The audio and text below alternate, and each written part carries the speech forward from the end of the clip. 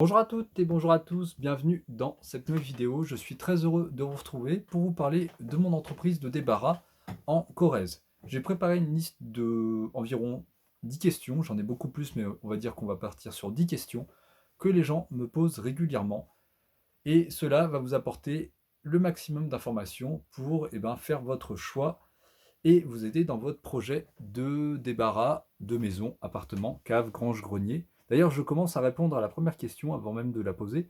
C'est quel type de débarras est-ce que je fais quels sont les lieux que je débarrasse? Alors, je débarrasse un petit peu de tout. Donc, comme je disais, débarras de maison, appartement, cave, grange, grenier, débarras destruction d'archives, débarras insalubres, débarras de type Diogène, évacuation de véhicules, bref, je suis très polyvalent dans le débarras.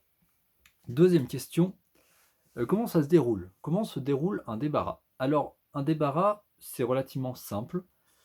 C'est-à-dire que là, par exemple, voilà, on commence à rentrer en contact, vous regardez des vidéos, si ce que je transmets vous intéresse, vous pouvez m'envoyer une demande de devis ou alors une demande d'information pour échanger, que ce soit par SMS, téléphone, WhatsApp ou email, comme vous voulez.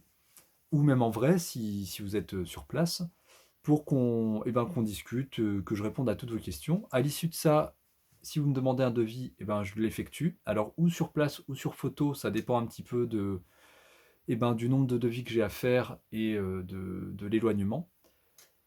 Ensuite, si le devis est accepté, je vais demander un acompte qui sera payé ou par vous ou par le notaire. Et enfin, le débarras sera réalisé et vous aurez à l'issue de ce débarras une facture que vous pourrez remettre si vous êtes dans le cadre d'une succession au notaire qui la réglera. Est-ce que je fais le débarras d'urgence? Alors oui, je fais tout ce qui est débarras d'urgence, c'est-à-dire les gens qui ont 1 à 2 semaines, voire parfois moins, pour débarrasser un bien parce qu'il y a eu un problème dans la succession, il y a eu des histoires de famille, et, euh, et donc il faut aller vite. Donc je suis présent tant que possible pour réaliser ce genre de service, ce genre de débarras. Est-ce que je peux débarrasser les biens qui suite à un décès? Alors oui, en fait, c'est même 80% de mon travail, c'est ça actuellement. C'est intervenir après un décès, donc suite à un décès, dans le cadre souvent d'une succession.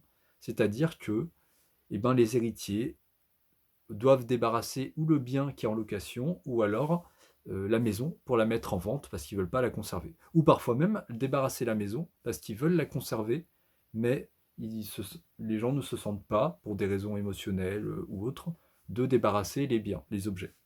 Donc, j'interviens très fréquemment suite à un décès. Les tarifs. Alors les tarifs, c'est relativement variable, ça dépend de beaucoup de choses, l'accessibilité, le contenu, le degré de saleté ou de propreté, tout dépend.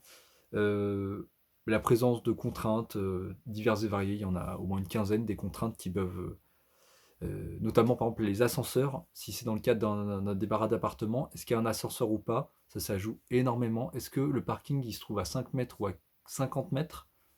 Ça pareil, ça joue énormément, donc je peux pas donner, c'est sur devis, toujours.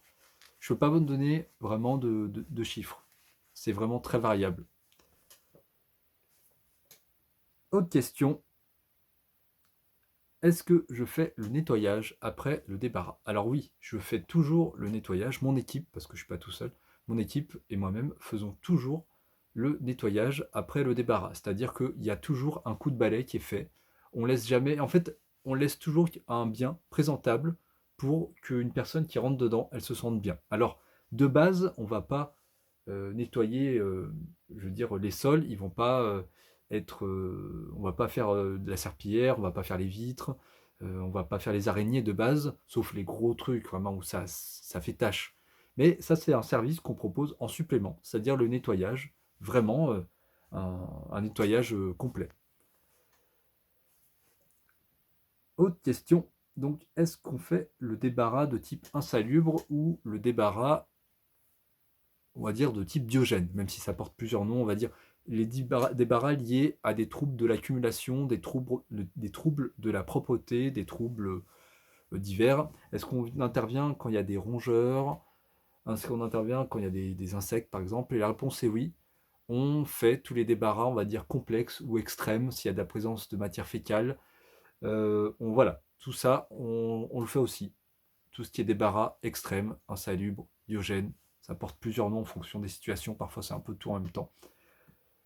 Donc voilà, j'ai fait le tour des principales questions, il y en a sûrement beaucoup d'autres, et je vous dis à bientôt. Si vous voulez me les poser, évidemment, ben, j'y répondrai avec plaisir. Dans l'idéal, plutôt par SMS ou par mail, parce que je suis assez pris, donc le téléphone sonne souvent quand même. Et je vous dis à très bientôt pour ou une prochaine vidéo, parce que j'en tourne plusieurs sur des sujets plus précis, comme là voilà, typiquement le débarras insalubre, ça demande de développer, parce que c'est quand même un truc, je peux y rester au moins 15 minutes pour répondre aux questions que les gens vont se poser. Des questions liées aux successions, pareil, là je vais faire une vidéo là-dessus, parce que la succession c'est quelque chose de très... où il y a beaucoup de questions, beaucoup de complexité, s'il y a des choses en indivision, s'il y a des véhicules, tout ça, voilà. Je vais apporter les réponses, et je vous dis à très bientôt.